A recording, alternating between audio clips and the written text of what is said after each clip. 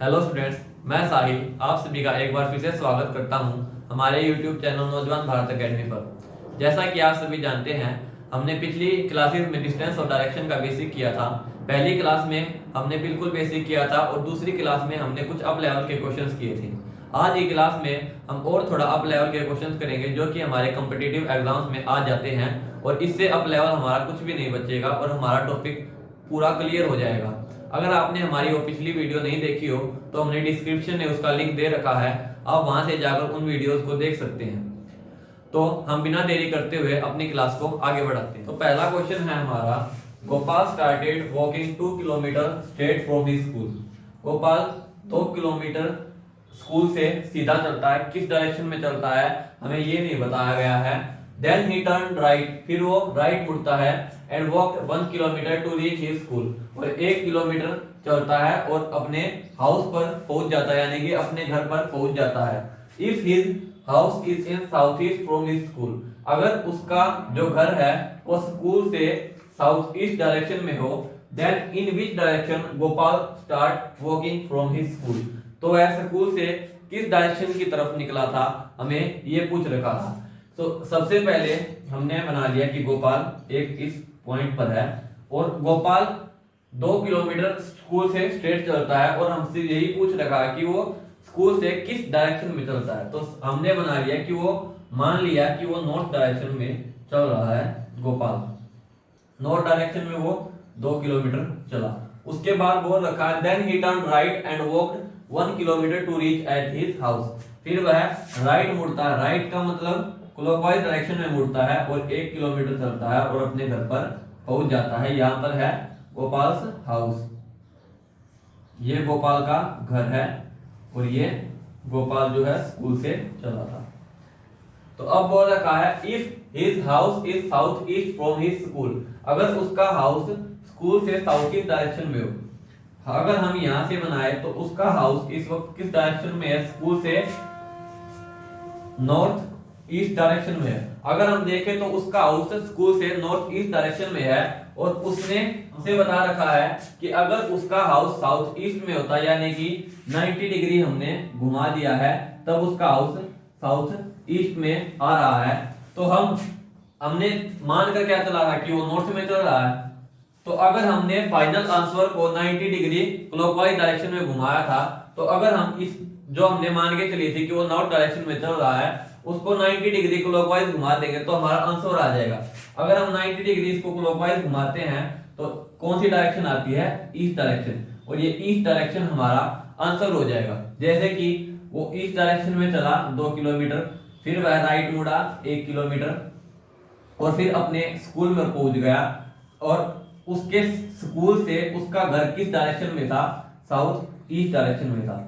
तो इस तरीके से जो भी हमारा फाइनल आंसर हमने मान के चला था कुछ, उसके बाद हमारा फाइनल आंसर आया, उस फाइनल आंसर और जो दे रखा हमें उस आंसर में जितना डिग्री क्लॉकवाइज या एंटी क्लॉकवाइज घुमा हो, तो हमने जो मान के चला था उसको भी हम क्लॉकवाइज और एंटी क्लॉकवाइज घुमाकर अपना आंसर निकाल सकते हैं। तो आइए अब हम अपने अगले क्वेश्चन की तरफ बढ़ते हैं।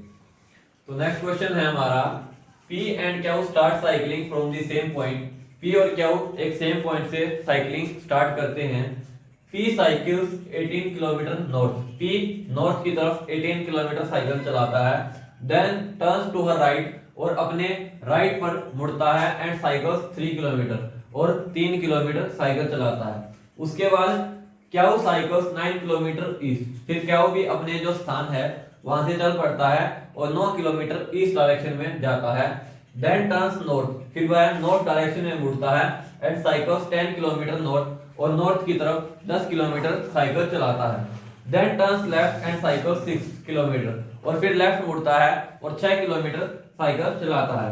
Where is Q now with respect to A, अब क्यू ए से किस डायरेक्शन में है हमसे ये पूछ रखा है। पहले क्वेश्चंस में क्या होता था, 2 पर्सन्स होते थे ए और बी, और ए अपने स्थान से किसी भी डायरेक्शन में चल पड़ता था, लेफ्ट और राइट मुड़ता था, और ए से बी की तरफ वो किस डायरेक्शन में है, ए से बी, ये हमसे पूछा जाता था। लेकिन इस बार जो दोनों पर्सन्स है वो एक ही पोजीशन से किसी ना किसी डायरेक्शन में गए हैं, और पूछ रखा है where is Q with respect to A. तो ए से क्यू किस डायरेक्शन में है, पी से क्यू किस डायरेक्शन में है, हमसे ये क्वेश्चन पूछ रखा है। तो सबसे पहले हम मान लेते हैं P और Q एक इस पॉइंट पर है दोनों। उसके बाद हमको बोल रखा है P साइकिल्स 18 किलोमीटर नॉर्थ। जो P है वो नॉर्थ में जाता है 18 किलोमीटर। हमने 18 किलोमीटर बना लिया नॉर्थ में और यहाँ पर पहुंच गया। Then turns to her right and cycles 3 kilometre, और उसके बाद अपना राइट मुड़ता मतलब क्लॉकवाइज डायरेक्शन में मुड़ता है और 3 किलोमीटर चलता है। अब यहाँ पर P पहुंच गया। वहां पर जाने के बाद फिर क्या भी अपने स्टार्ट हो जाता है, क्या चलता है, क्या cycles 9 kilometre east, 9 kilometre east की तरफ क्या चलता है, ईस्ट डायरेक्शन में हमने 9 किलोमीटर क्या को चला दिया इधर 9 किलोमीटर ईस्ट। उसके बाद then turns north and cycles 10 kilometre, उसके बाद नॉर्थ में मुड़ता है और 10 किलोमीटर चलता है। यहां से हमने ऊपर नॉर्थ में बना दिया 10 किलोमीटर, ये यहां तक हो जाएगा क्योंकि ये पूरा 18 है तो इतना ही 10 किलोमीटर होगा। North and cycles 10 kilometre north, then turns left and cycle 6 kilometre, और उसके बाद लेफ्ट मुड़ता है और 6 किलोमीटर चलता है। तो लेफ्ट मुड़कर 6 किलोमीटर मतलब यहां तक चलता है और 6 किलोमीटर चलता है, क्योंकि 6 किलोमीटर ये 3 ये और ये टोटल पूरा 9 किलोमीटर। अब पूछ रखा है where is Q now with respect to P. ये पहले पी चला था और ये यहाँ पर क्या कौन है क्यू।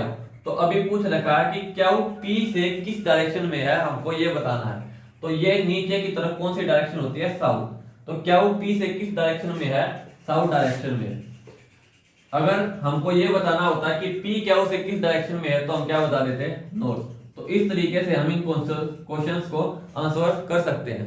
तो आइए अब हम अपने अगले क्वेश्चन की तरफ बढ़ते हैं। तो नेक्स्ट क्वेश्चन है हमारा if north becomes north east, अगर नॉर्थ नॉर्थ ईस्ट हो जाए देन साउथ बिकम्स, तो साउथ क्या होगा। तो सबसे पहले हम अपनी डायरेक्शंस बना लेते हैं, नॉर्थ साउथ ईस्ट वेस्ट। ये north east south west, north west और साउथ ईस्ट। अभी बोल रखा अगर north becomes north east, north की जगह नॉर्थ ईस्ट हो जाए मतलब नॉर्थ जो है वो 45 डिग्री क्लॉकवाइज डायरेक्शन में घूम जाए तो साउथ बिकम्स, तो साउथ क्या होगा।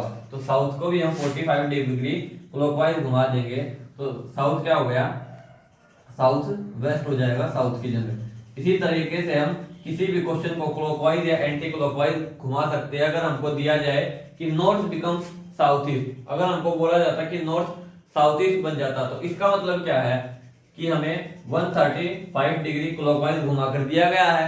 तो इसी तरीके से तो साउथ क्या होगा, साउथ को भी हम 145 डिग्री क्लॉकवाइज डायरेक्शन में घुमा देंगे तो हमारा आंसर क्या हो जाता, नॉर्थ वेस्ट। लेकिन अभी सिर्फ 45 डिग्री घुमाया है इसीलिए हमारा हो जाएगा साउथ वेस्ट। तो आइए अब हम अपने अगले क्वेश्चन की तरफ बढ़ते हैं। तो अगला क्वेश्चन है हमारा an evening Gopal so A pool. एक इवनिंग एक शाम को गोपाल ने एक पूल देखा। If at the time A pool shadow made his right, और उस वक्त जो पूल की जो शैडो थी वो उसके राइट मतलब राइट हैंड पर पड़ रही थी। Now find that Gopal face which direction. अभी पूछ रखा है कि गोपाल का फेस किस डायरेक्शन में है, हमको ये बताना है। ऐसे क्वेश्चन में हमको ये याद रखना है कि हमारा आंसर सिर्फ दो हो सकते हैं, या तो हमारा आंसर नॉर्थ होगा या फिर साउथ होगा। तो इस क्वेश्चन को हम सोल्व कैसे करेंगे, ये हमारा ईस्ट नॉर्थ साउथ और वेस्ट। हमें पता है कि इवनिंग में हमारा सन किस डायरेक्शन में होता है, वेस्ट में, और मॉर्निंग में हमारा सन ईस्ट डायरेक्शन में होता है। तो हमें क्या करना है, एक पर्सन इधर बैठा लेना है और एक पर्सन इधर। अगर गोपाल इसमें पर्सन नहीं, एक तो गोपाल है और एक पूल है। हमने मान लिया कि गोपाल ये वाला है, ये हमने गोपाल मान लिया, ये हमने एक पूल मान लिया, ये हमने गोपाल मान लिया नीचे वाला, और ऊपर वाला हमने पूल मान लिया। अगर सन हमारा इवनिंग टाइम है, सन हमारा वेस्ट डायरेक्शन में है, तो इसकी पूल की शेडो इस तरफ बनेगी, इस तरफ बनेगी पूल की शेडो, और गोपाल पूल को देख रहा है मतलब गोपाल का फेस ऊपर नॉर्थ की डायरेक्शन में है। और अगर किसी का फेस नॉर्थ डायरेक्शन में हो तो उसका राइट हैंड क्या होएगा, ये वाला उसका राइट हैंड होगा, हमारा राइट उसका राइट, हमारा लेफ्ट उसका लेफ्ट। तो गोपाल का राइट हैंड ये वाला होगा। तो ये कंडीशन बिल्कुल सेटिस्फाई कर रहा है। इसका मतलब क्या है कि गोपाल का फेस किस डायरेक्शन में है, नॉर्थ डायरेक्शन में है। अगर हमको ये बोल रखा होता कि जो पूल है वो गोपाल के लेफ्ट में पड़ रहा है, तो गोपाल यहाँ पर खड़ा है और गोपाल का लेफ्ट इस डायरेक्शन में है, तो पूल की शैडो तो गोपाल के राइट में पड़ रही है, तो ये वाली कंडीशन हमारी सेटिस्फाई नहीं हुई, तो हमने गोपाल को फिर ऊपर रख लेना है और पूल को नीचे रख लेना है। तो पूल की शैडो इस तरफ पड़ेगी और गोपाल का फेस साउथ डायरेक्शन में है, तो उसका लेफ्ट भी यही होगा। तो अब जो पूल की जो शैडो है वो गोपाल से किस डायरेक्शन में पड़ रही है, लेफ्ट डायरेक्शन में। तो इस तरीके से अब एजम्पशन करके अपने आंसर निकाल लेंगे। हमको सिर्फ क्या याद रखना है कि इवनिंग में सन वेस्ट डायरेक्शन में होता है और मॉर्निंग में सन ईस्ट डायरेक्शन में होता है। तो उम्मीद है आपको हमारा सिखाया हुआ समझ में आया होगा।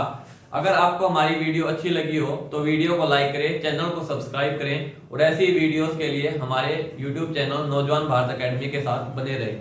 जय हिंद, जय भारत।